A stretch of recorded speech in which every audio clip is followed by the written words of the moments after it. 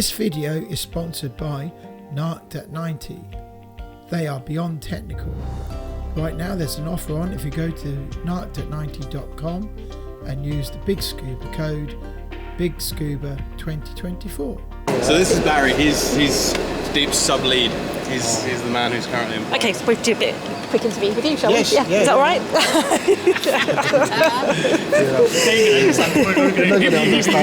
They're waiting out. Right, so you recording? Right, hang on a minute. Right. Where are you from? We're from the Big Scuba podcast. So our interviews and videoing and pictures today are going to go on social media, and we're going to create a podcast today that will go out to 140 countries. So it's trying to make people aware of what's happening at the old end, really, and and the future, and this amazing thing that you're doing here. Oh no, that's cool. Yeah. So, but obviously, only say what you can say. Oh, no, it's grand. How much do you want? How long do you want? Oh, it's only we'll just do a quick chat about what your role is here, cool. What your history is, and and then we'll having a tour of the sub, I think. Have you been inside the sub? Not yet. We just did front, back, and now we're making our way into like. Hang on a minute. You're gonna put translations in. Put subtitles. What are they trying to say? It's not Scottish, it's Barry. It is like a mumble. I can't wait to watch. Right, okay, so we'll do a quick interview then? Yeah. Okay, you ready? Yeah, you're on camera, sure. are you? Yep, Right. okay. So your name is Barry? Yeah, I'm looking after the subs here at Deep. Okay. I was with oil and gas for 20 odd years doing ROVs, and then I got a phone call off my friend who was a captain of a super yacht saying, do you want to come and look after our sub? And it was one of the similar subs of what we're looking at just today, like the 3KT. These ones are 6 and 7. I looked after number 3, an earlier one, so I looked after that for about 7 years, and that was a privately owned one. Wow. And we've done a few research trips, but it was mainly just for the family's use, just going down and showing them some amazing features and stuff like. Do you actually fly the subs? Yeah. I've only had since I've been with Deep.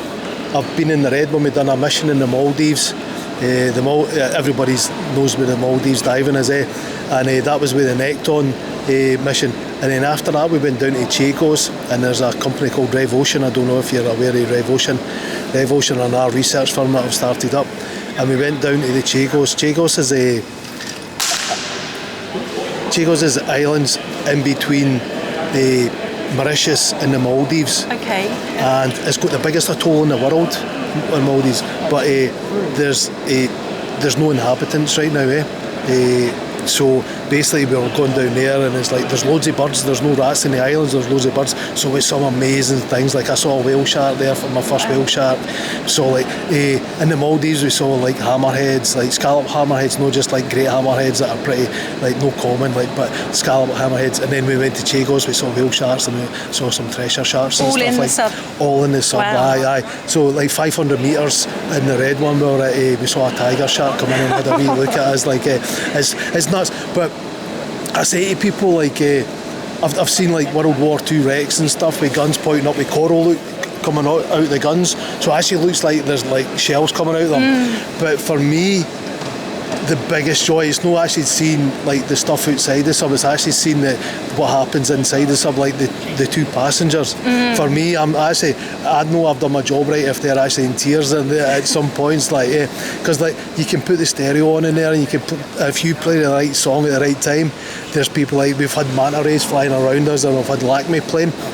And you can see these people. I was like, do you want to listen to that again? They'll go, oh yeah, you know what I mean. So, and for me, that's like you'll see sharks and whales and like rays and stuff, and it's really, really cool. Like, and when you come out, like best ever. But it's actually seeing their the passengers' expressions. That's for me. That's the big thing. We interviewed John Chatterton a while back, and John Chatterton told us that he listened to Led Zeppelin when he went to see Titanic. Right, that would have been full on, like, No, I've got a wee bit, my playlists are a wee bit more tranquil, like, a wee bit gentler, like, but no, it's, I'm completely, like, annoy me. And I don't trying to tell people what my job title is. When you're standing in the pub and they go, so what do you do? You're like, I work offshore, like, and that. So what do you? I just work on a boat. I'm not that guy standing up and go, yeah, I'm a submarine pilot, like, because there is only 10 of these subs and there's only a few pilots aboard, and it's not that I know about 4 or 5 Scottish guys that actually fly them, like, so the industry is actually a really small industry. But it's that thing, man. Like, I pinch myself every day. Like, I can't believe I'm doing this. So they're good for 1,000 metres. Yeah, so incredible. Like, a lot of people get in it and they only want to stay like at 100 metres, like below 100 metres and above 100 metres, because like that's all the pretty stuff is and stuff, like, and that's all the stuff they've seen in, like, on Google and magazines and and that's what they're wanting to see. And if you go to 1,000 metres, you might spend like 3-4 hours and it's completely dark, but you might only see one thing, but that thing they're going to, like, the passengers say, what's that? You're like, I don't know, I've never seen that before. And you take photographs, you come up and you send it to scientists and say, what's this? They're like, we've never seen this before either. So when you see something, it's like, oh my god type things, like, and that's really cool. And after about 300 metres, it's pure darkness, like, and some places, like off the east coast of America and that, is dark before that. It's only dark before, like, after 50 metres, like, but and like when you're in tropical areas, like after 300 metres it's pretty dark, but then you get bioluminescence. For ages. I think it'll look that a lot worse. Sorry, Barry. No, it's cool. And so after 300 metres it's completely dark, but you get bioluminescence, and it's not like the bioluminescence that you'll see on the shore. Like, next, Barry's going to take us up the stairs and we're going to get inside the submarine for a tour of the inside. Underwater comms. Right, have you used underwater comms before? We've got full face masks. Full face masks, so that, I think that's what, 31 and 33 kilohertz or something like that, That's what, sorry? On our full face masks. Underwater comms. I don't know what the through water comms. I've got no idea. Right, where they just put a wee rubber thing in the water like that, and then you can talk to the surface. So just between us. That's just between you, but you can talk between each other. So that'll probably be 31 kilohertz. This 27 and that's 10. This is good for about 500-600 metres. We can talk to the surface exactly the way you are talking full face with mask. No wire or anything? No wire. No, just the same. Just like when you're talking to each other, like, that's not got a wire on it. Yeah. It's just like a transducer. Yeah. It's piezoelectric. It's just like when you push that electric lighter and you push the quartz, you'll get a thing out. Yeah. It's just piezoelectric. It's simple. It's amazing bits of technology, but it's really simple. Crazy. So 27 kilohertz, 10 kilohertz. That's good for 1,000 metres. That's good for over 1,000 metres. It's just nuts. You can talk a kilometre away underwater. I tried to update it a few years ago, and I started talking to people, and they're like, yeah, we can get underwater communications. How far you want to go? It's like 1,000 metres. They're like, oh, we can do much more than that. I says, no, we only have to go 1,000 metres deep. They're like, oh no, we can't do that deep.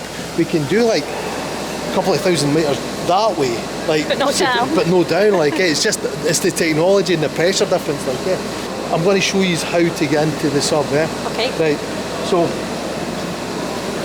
through the hatch, as they say, if you reach over, you can see where I'm standing. Yep. That's designed for our waist. Like, so what I'll do is I'll climb on the side, and then we'll get one of yous, whoever you want, whatever ones, and they can jump in the pilot seat. Yep. If that's okay. Right. So when the one in the side's a wee bit more trickier, but the one in the pilot seat, just stand on that, and then 2 feet on the seat, and then 2 feet the other side of that pump, and then the same with this side, 2 feet on the seat. It's not a problem. Yep. Okay. How thick is this glass? If you reach across the side and just take your finger and put it on the sphere, please. No, the other side, external. Oh. Right. This is the only time you'll ever be allowed to touch the sphere, by the way. Right, Gemma, if you touch his finger. Oh my god! Right. That's crazy. That's 6 inches thick, Is it? Yeah. And when you go deeper, it actually shrinks. We actually lose.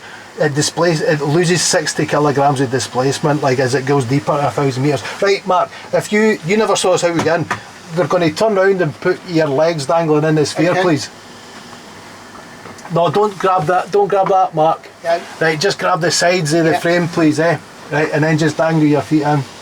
It's full on yoga, Right, 2 feet here, please.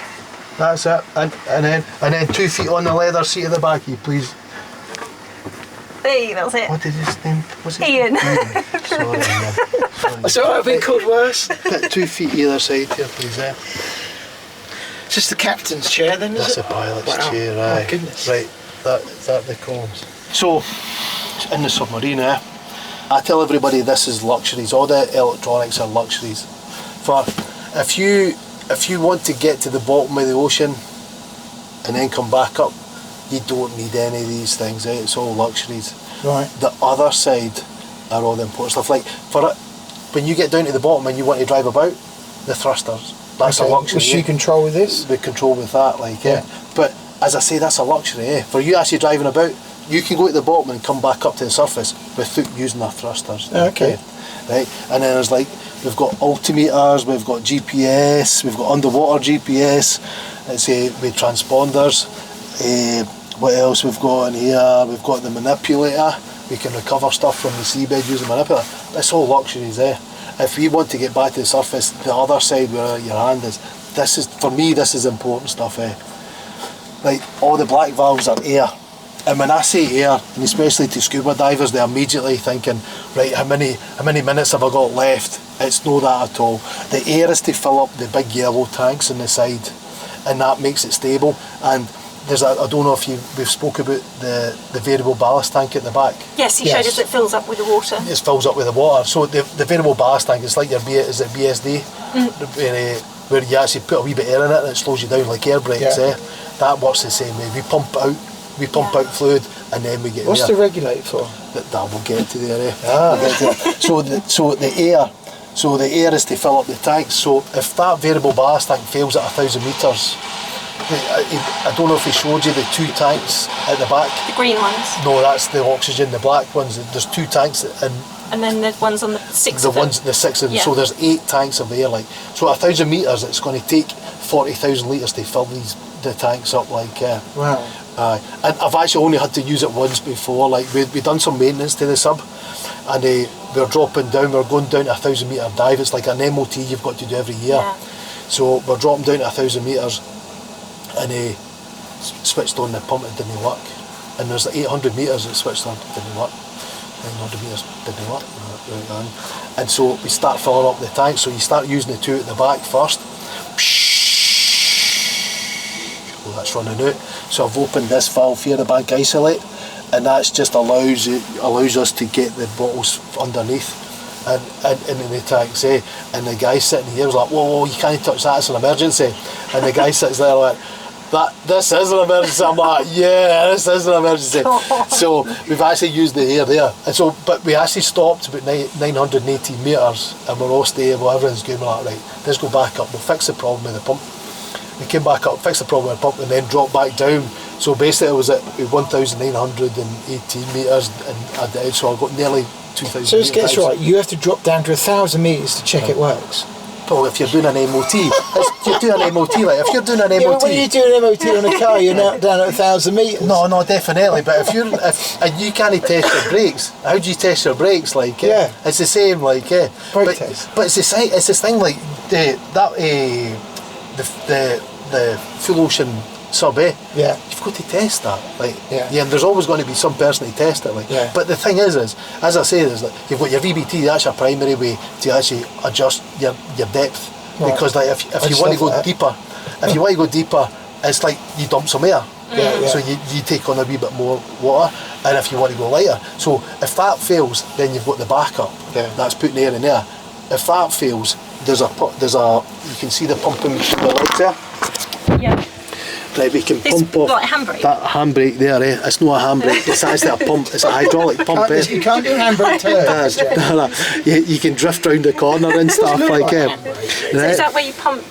We can pump off the battery pods, and we can eject the battery pods. We can eject the manipulator, and we can eject but that's a get out of jail card, because we can put air. We can come up and we can always use the like an air compressor, same as your scuba dive, to fill up the air tanks.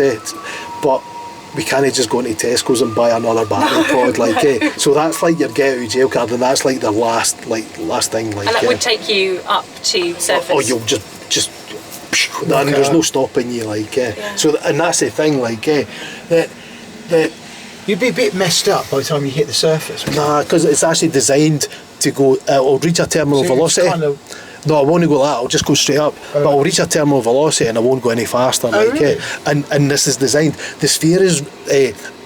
It looks really fragile. It is fragile, but it's really soft. So it won't keep increasing speed. No, I'll get to a certain speed and then I'll just reach terminal velocity. Same as like when you're at Does it school. matter how deep you are? No, it's the same as like when you were at school when you dropped the marble into the glycerine and into water. It just reached a certain velocity and it never went any faster. No, I don't remember doing it. Terminal velocity. It's the same as yourself though. If you start plummeting down, you'll actually just you'll get what's called terminal velocity. It's like skydiving. Skydiving, right? You'll get to a certain limit and you won't go any faster. And these things are. Well, you don't. When you jumped out of the plane, you didn't go. Once you got to a speed, you got to a speed. I'm not crazy enough to do it. Well, there you go. Parachute jumping. Right, but so the sphere, as we mentioned before, actually shrinks and expands. Yes. So as that comes up, and it's actually designed to actually expand as the fastest terminal velocity. I can't remember who it was. It was something on telly.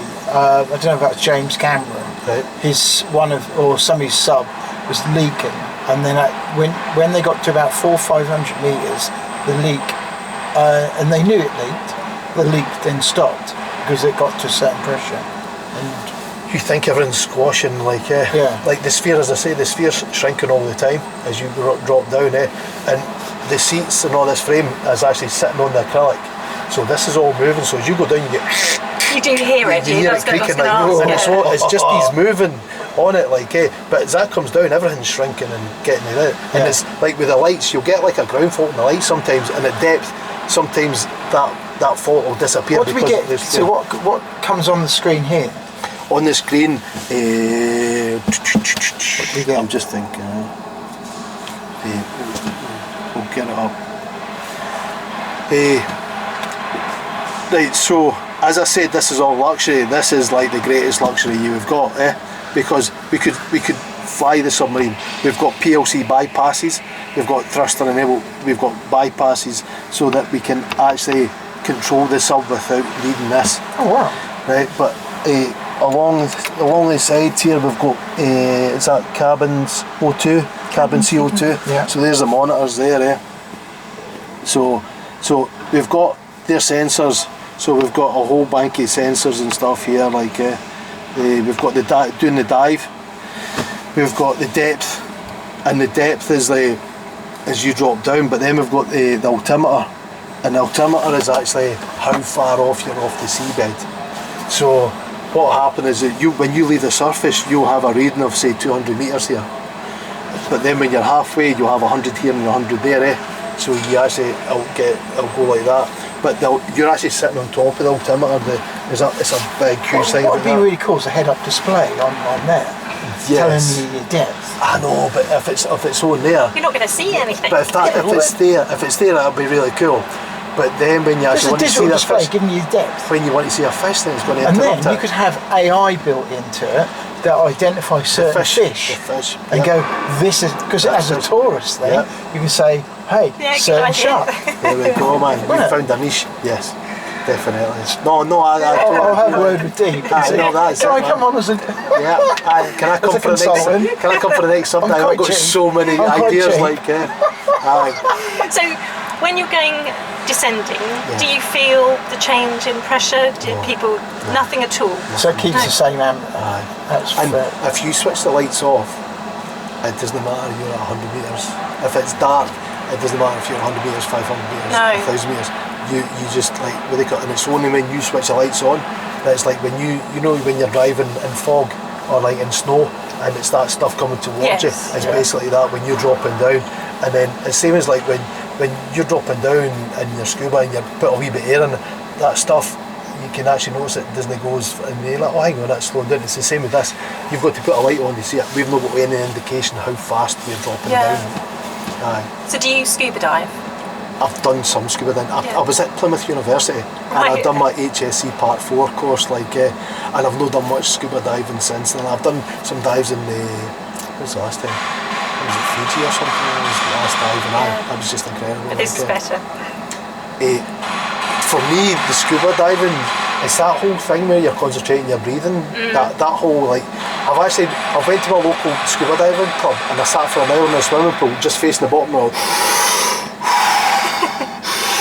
And like after an hour they came and tapped and said, "Come in, you're like, you not bored?" I was like, "No, I'm just concentrating on breathing that." And I came out, I was the mellowest, like I didn't have to go and do yoga that night because it was so it was so cool. Like so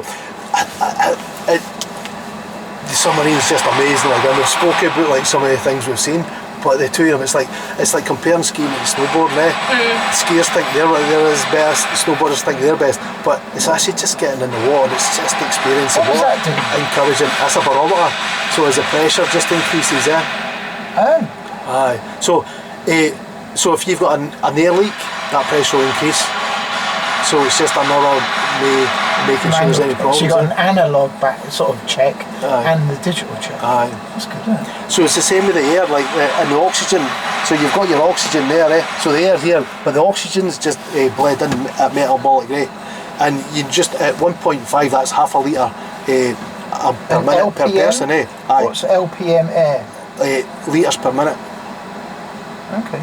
So if you're sitting down there, and I spoke to Mark, I says, "Mark, you must have done some boring dives." He went, "Yeah, I've actually fell asleep in one dive before." Like, so you must have done a couple of boring dives yourself. Where, like, I know in the Plymouth Sound, like, and like that when I done my HSC course, you actually get given a scaffolding pole and a hacksaw, and you just like get in there, just saw that through just to get the minutes in, like, where if this is a boring dive or there was nothing much to see and it's like really barren, I would have to adjust the oxygen down because we'd be using that as oxygen. But then if we're on a big shipwreck, there's hammerhead sharks coming in and I've got the music playing and we're having a party, I've got to adjust the oxygen, I've got to like full on, and you just constantly adjust it. This is an analog depth gauge as well. Depth gauge, you can see that's good for 1100 metres. You've got another one on your other side. And then we've got the pressure transducers, that'll be red in here. Like, so you've got backup for backup. Yeah, so if one fails we can continue to dive. If two fails then that's it, we'll just like call the dive. Is there like a big red button that says cancel everything, we're going up? It's the eject button. This is a eject seat, like, so if the passenger's sitting here, and it's just like, yeah, I've seen that fish before, I've been this dive, I've done that dive, we can actually push that button and they'll just eject right out the submarine. I'm only kidding on, like, no, that's like for eject, no. To get to the surface, we're coming to the surface fast, it's the same, we'll just put you in the tanks and we'll just come up fast, like, back. So in terms of deep, your role here, eventually you'll be in NDAC piloting these? I've done 3 dives in NDAC, so deep, what is it, we move at pace or we change with pace, so we constantly, like, as we evolve, we constantly have to change, like, so the idea was we start teaching people at the old NDAC thing, and then it was like, no, we're going to send the subs off to Lapshack Weed. Lapshack Weed Islands are just above the Maldives, and then it's like, no, that's cancelled, we're going to, and right now we're like, are we going to go back and start using NDAC again, or are we going to see another mission and stuff, so it's just the same as yourself, like you'll be doing one podcast with somebody else and then the next week, like, oh no, we're going to go and do another podcast. The things are constantly evolving. It's one of the good things about working with Deep, it's just that and the amount of the people that's working here too, like if you go up the stairs with all these engineers, it's like being in a room full of, you know, the guy out of the Matrix that just see ones and zeros. There's a full room of them, like, and that thing too is normally when you meet a genius and you start talking to them, you must have met them yourself, like scuba diving guys that you think they're the best scuba diver in the world, and you're just like, oh, you did, didn't you? That's it. but you know that one that they think they're that great, they're just full of their own self-importance. But the guys up there, they're full on some of the best engineers in the whole world. And they're working for us, and not one of them's got an ego, like, everybody's really mellow, like, it's so cool, like, aye. So the best scuba diver in the world. Well, that's been amazing, hasn't it? Awesome. Never sat in a submarine. No, that's first today. Yeah, love to. So I can't imagine people being rich enough to have one of these on their boat. They are about. So the guy I used to work for, really, really nice guy, really compassionate. He'd always be like, thanks very much, I really enjoyed that. That's amazing. And it wouldn't just be like, you know, when you watch these TV shows with rich people, and it's just like, and you're just like, oh my God, as you get rich, you just turn into an idiot. No man, Not this always guy, true. no, and it's no, this guy was so cool, like, and then you just go down for dives, and his wife was actually more in than him, like, his wife would just come out, she, like, when we saw Dumbo Octopus, she was crying and stuff, like, Dumbo Octopuses are so, you, like, when They you are actually awesome, though, when aren't you they? Google them, when we watch stuff, the lighting doesn't actually show how you, like, see when you see it for real, like, it's just incredible, like, I've only seen one in the wild, Have and you? that was on the deck of the Thistlegorm. Oh, right. And that was amazing. I could have just sat there all day just watching this octopus. It's Amazing. just incredible. Well, it's another like, world, isn't it? It's just Yeah. Aye. So, rebreathe the Regulators. Regulars. So, if somebody's Got one had that side, aye, and we got. one that side, And there's one behind another, you. and there's another one behind Oh you. yeah, three. Right, so if somebody's had loads of chickpeas the night before, like a spinach Oh, no. kebab, Right. it's basically an enclosed place, like, no, it's like if there's an emergency, like, because we've got electronics There's always in here. peas. garlic. Garlic today. Sorry. Right? So, but if there's electronics here, so basically these are for emergencies. If the internal atmosphere was to become contaminated, we put them in and start breathing. But they I'm would just actually, saying, good choice as regulators. Right? they would 50 actually, years. they would actually start, but that would increase the pressure here. It would, Yeah. bless Excuse you. me. That would, we don't want that pressure increasing. No. So underneath your seat, you want to be able to see it. There's a metal. Metal case. The metal case. Yeah. That's like it's like a mine escape, and it's like a big massive free breather, and the first breath you take into that's going to give you enough oxygen for an hour using that rebreather, like. Wow. So these are only until we can get the escape hoods on it. I noticed you got a fire extinguisher. Yes. Would you use that underwater? Right, that's a water mister, and we've had loads of discussions that because there was a halotron, but when it came to the UK there was a halotron. So fire that just extinguisher there. literally gives off a vapour, a water vapour, Right. But the halotron's actually got poisonous gas in it, like, so it'll put the fire out, but it could really cause you damage, So we spoke to our class, the people at the MOTs, and we're like, no, the water mister will do it, like, But you got lots of electrics.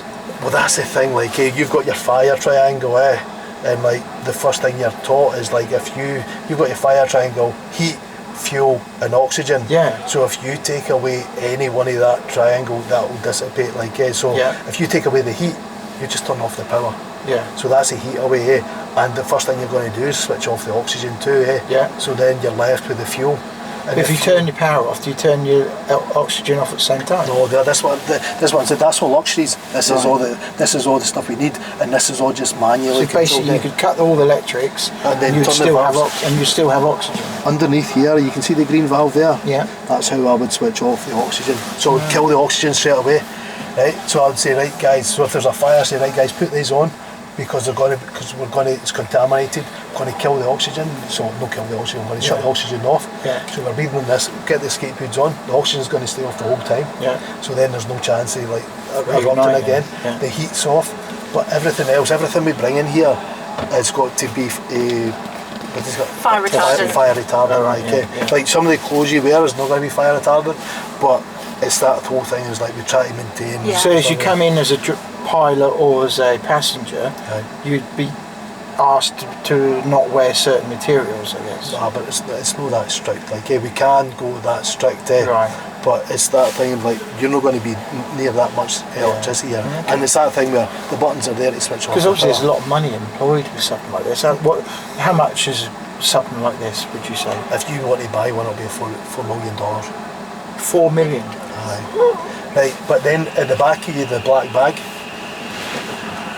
Yep. The black bag. Yes. Aye. Inside that black bag, we've got a lithium burn bag. So basically, if your battery bank was to just like fail and start just like going on fire, we've got like a bag. We grab that bag out, chuck the battery, the lithium battery in there, like the same with the lithium battery here. Because if you think about it, like we've got an acrylic sphere here, So what are you going to do? You can't just chuck it on the bottom of the acrylic sphere and just hope for the best. It's just going to melt a hole in the bottom of it. Like, aye. So yeah, aye. So much thought gone into this. And Oh no, definitely. Aye. Amazing. it is, yeah, it is. Because you think, what, it's a spaceship, isn't it? It's a spaceship, it's what it is. You know? I tell people it looks James Bond, but it's really a big tractor. And I know you're saying, going, no, it's no, and you're saying this is amazing. I bet it's like driving a combine harvester, isn't it? But the thing is, though, is we're in like the deepest darkest depths in South Polynesia.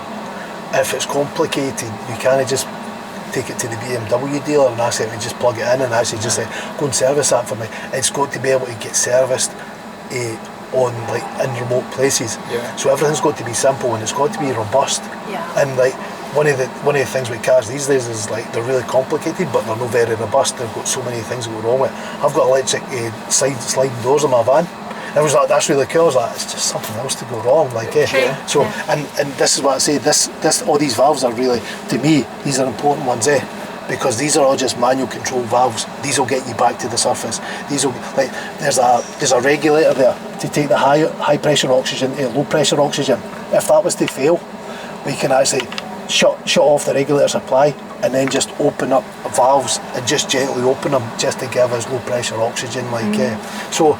There's like, and then each of these valves are isolation valves. So if that gauge was to fail, we can close off that gauge. We can close off certain circuits and stuff. Wow. Well, I have to say thank you very much for giving us this opportunity. My pleasure. No, it's been awesome.